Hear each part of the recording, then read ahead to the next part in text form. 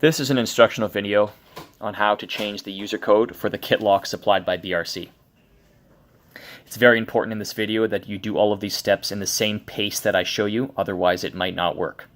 And for some reason, the kit locks do not like the code 1234. So, for security purposes and for the purposes of making this lock work nicely, don't use the code 1234.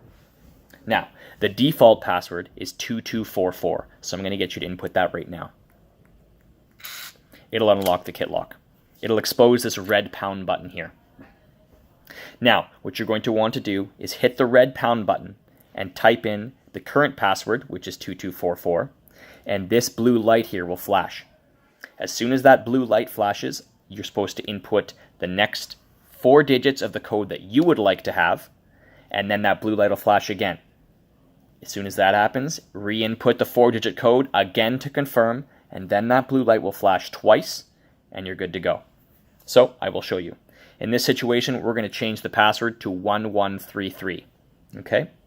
Pound button, current password 2244, and the blue light flashes. 1133, it'll flash again. 1133, it'll flash twice. That means it's good to go.